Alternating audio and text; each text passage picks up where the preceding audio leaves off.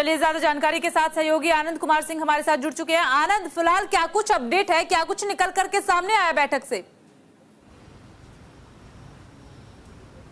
आंचल, मैं आपको बताऊं उससे पहले मैं आपको दिखाना चाहता हूं जो बैठक सीईसी बीजेपी मुख्यालय में चल रही थी। तमाम नेताओं का निकलने का सिलसिला दरअसल शुरू हो चुका है। कुछ देर पहले ही प्रधानमंत्री नरेंद्र मोदी बीजेपी मुख्यालय से निकले हैं और उसके बाद अब बाकी तमाम बड़े नेता, जिसमें अमित शाह का काफिला आप देख सकते हैं सामने निकलने वाला है, और तमाम अलग अलग मंत्री जो कि प्रभारी के साथ साथ नेता हैं झारखंड से रिलेटेड, वो धीरे धीरे निकल चुके हैं। कहीं ना कहीं झारखंड के अगर लेकर जो सीईसी चल रही थी उसमें जो हमारे सूत्र बता रहे हैं उसमें कई चीज़ों को लेकर मंथन किया गया, जिसमें से सीट शेयरिंग के साथ साथ किन सीटों पर उम्मीदवार उतारे जा रहे हैं, जिसको लेकर जो खबर आ रही है, जो हमारे सूत्र बता रहे हैं कि 60 सीट के लगभग जो उम्मीदवार हैं वो बीजेपी ने तय कर लिए हैं। सारी सीटों के उम्मीदवारों को लेकर ऐलान इसलिए अभी तक नहीं किया जा सका, या तमाम चीज़ों को लेकर अभी भी एक राउंड का और मंथन किया जाएगा, जिसमें तमाम सहयोगी पार्टीज हैं उनको लेकर सीट शेयरिंग में कौन सी सीटें उनको दी जाएंगी, क्या उनकी डिमांडें हैं, उसको देखते हुए अभी पहले लेवल किया गया। पहले राउंड की जो सीईसी होनी थी वो 60 के लगभग सीटें हैं उस पर हो चुकी है। एक राउंड की बैठक और होगी झारखंड को देखते हुए। कहीं ना कहीं, और कल की अगर बात की, कल महाराष्ट्र को लेकर पहले कोर होगी और बाद में सीईसी होगी, तो कहीं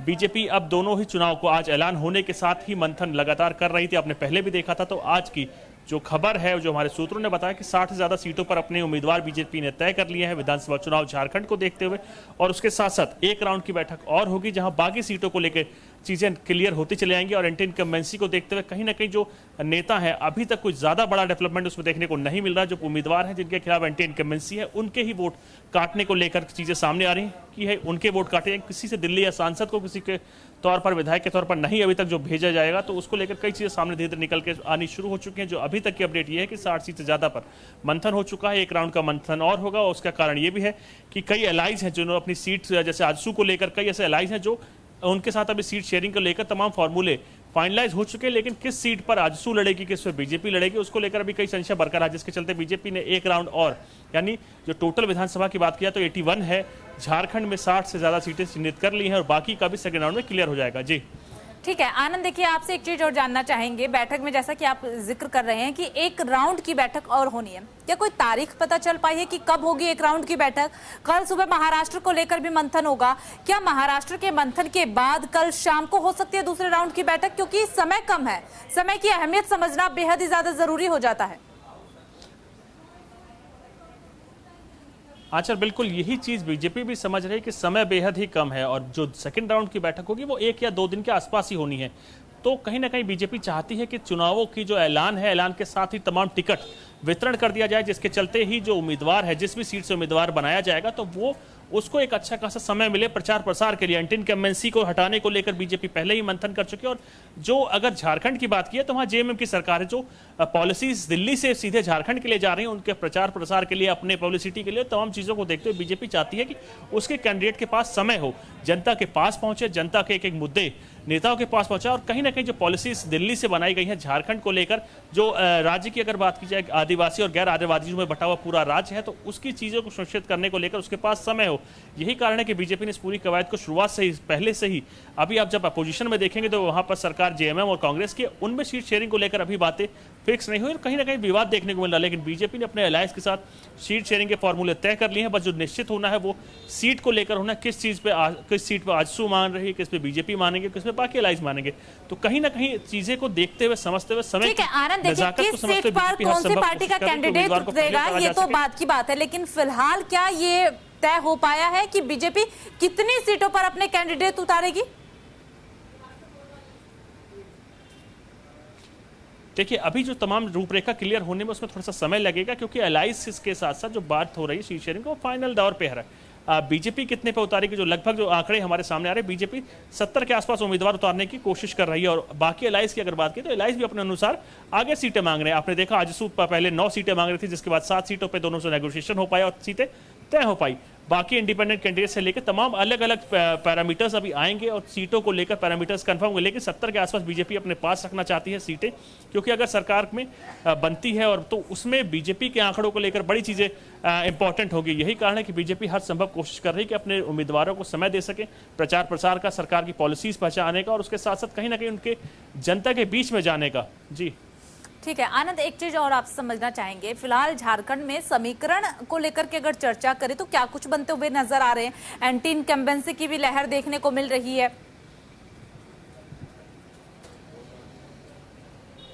देखिए, झारखंड की अगर बात की तो झारखंड को बीजेपी हर संभव कोशिश करती है और पैरामीटर्स भी ये बताते हैं। आप कुछ पुराने विधानसभा चुनाव देखें तो कहीं ना कहीं ये चीजें सामने निकल कर आती हैं कि हर 5 साल बाद वहां सरकारें बदल दी जाती हैं। पहले बीजेपी की थी, उसके बाद जेएमएम की, एक बार फिर बीजेपी उसको उसी स्तर पर आगे बढ़ाने को लेकर, अपनी सरकार बनाने को लेकर लगातार कयास लगाए जा रहे हैं, कर रही है मेहनत। आपने देखा चुनाव को लेकर पहले ही तमाम बैठकें कर ली गई थी। चुनाव की अगर बातें की जाए उसकी बैठक की गई, महाराष्ट्र कोर की बैठक की गई और आज सीईसी की गई झारखंड को लेकर। तो कहीं ना कहीं बीजेपी समय से पहले अपनी तमाम कार्यक्रम को कर लेना चाहते हैं, जिससे जब जनता के बीच में उतरे तो बीजेपी अपनी पूरी शक्ति के साथ उतरे। तमाम वो नेता जो प्रभारी हैं, जो चुनाव प्रभारी हैं, चुनाव सह प्रभारी हैं, और उसके साथ साथ जो नेता जो अब कॉन्टेस्ट करेंगे चुनाव, तो उनके ऊपर ये जिम्मेदारी हो कि वो जनता के एक एक व्यक्ति तक, यानी पंक्ति में आखिरी खड़े हुए व्यक्ति तक पहुंचे, सरकार की उपलब्धियां बता सके और पिछले 5 साल में केंद्र सरकार ने झारखंड को लेकर क्या क्या किया है, तमाम प्रयासों को गिना सके। जितना ज्यादा कैंडिडेट के पास समय होगा, बीजेपी उतना ही संभव कोशिश कर रही है कि उनको दिया जाए, जिससे प्रचार अच्छा हो सके, उसके साथ साथ तमाम पॉलिसीज लोगों के बीच में गिनानी जा सके। आप समझिए, अगर झारखंड की बात करें, बीजेपी कोशिश कर रही है कि आदिवासी और गैर आदिवासियों में भी सेंधमारी की जा सके, क्योंकि गैर आदिवासी माना जाता है कि बीजेपी का अच्छा खासा वोट बैंक है, लेकिन आदिवासी को लेकर भी बीजेपी इस बार संभव कोशिश कर रही है कि उसमें अच्छी खासी सेंधमारी की जा सके। आपने देखा चंपाई सोरेन मीटिंग में शामिल हुए थे, कोलान के टाइगर कहा जाता है, तो कहीं ना कहीं उनके 18 सीट ऐसी है जिनमें सीधा उनका वर्चस्व होता है। सीता सोरेन परिवार की बहू है, उनको बीजेपी में शामिल कराया, तो कहीं ना कहीं उस वोट बैंक में बीजेपी की अच्छी खासी नजर है कि तमाम आदिवासियों में सेंधमारी की जाए, क्योंकि आदिवासी आपने चंपाई सोरेन का जिक्र यहाँ पर किया है, तो ऐसे में चंपाई सोरेन ने हाल ही में जेएमएम से अपना रिश्ता नाता खत्म किया, जबकि एक कद्दावर नेता माने जाते हैं और जेएमएम से शुरुआत से जुड़े हुए थे। जेएमएम से सारी चीजें खत्म होने के बाद बीजेपी में वो शामिल हुए, तो क्या माना जाए, जेएमएम को इसका नुकसान होगा और बीजेपी को फायदा?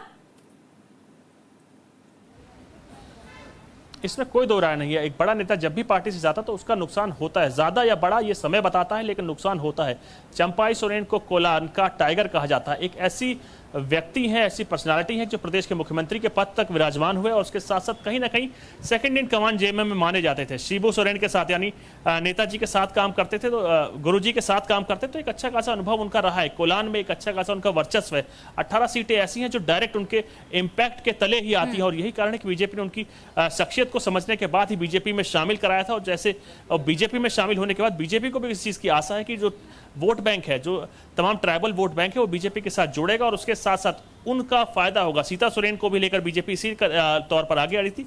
कहीं ना कहीं बीजेपी के दिमाग में एक चीज स्पष्ट है कि जो वोट बैंक है जेएमएम का, ट्राइबल समुदाय, उसमें सेंधमारी करनी है, और ये बड़े नेता चंपाई सोरेन, सीता सोरेन जैसे नेताओं को शामिल कराने के बाद ही आप उसमें सेंधमारी कर सकेंगे, क्योंकि आपने पहले देखा अर्जुन मुंडा जब, यानी कि आनंद ये माना जाए कि इस बार हर एक वर्ग के लोगों को साधने की कोशिश जो है वो बीजेपी कर रही है, और बीजेपी वो पार्टी है जो अक्सर ही चुनाव की तैयारियों में रहती है।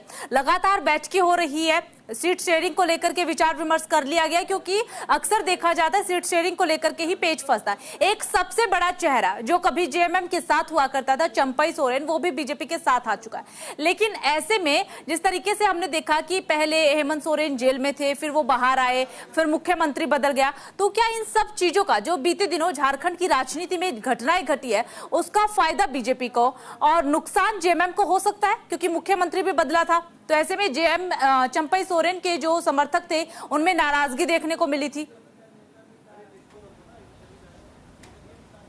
जी देखिए, बिल्कुल चंपाई सोरेन ने जब भी अपने बयान में पहले भी कहा था, जब बीजेपी में शामिल हुए तो कहीं ना कहीं उनका जो तमाम योजनाएं थी उसके विपरीत उनको काम करने नहीं दिया, और उनकी ही पार्टी में, यानी जब उस वक्त वो जेएमएम में हुआ करते तो उनकी मीटिंग तक, यानी कहीं ना कहीं उनकी उपेक्षा की गई थी, जिसके बाद ही उन्होंने अपना मोह जेएमएम से भंग करने के बाद बीजेपी में शामिल हुए थे। बड़े नेता हैं, ट्राइबल नेता हैं, जिसको लेकर बीजेपी भी कोशिश कर रही है। और तमाम परिस्थिति आप देखिए, धीरे धीरे बीजेपी एक समुदाय जो कि ट्राइबल समुदाय है उसके बीच में अपना असर छोड़ने को लेकर तमाम बड़े नेताओं को बीजेपी में शामिल करा रही है। चंपाई सोरेन उनमें से एक है।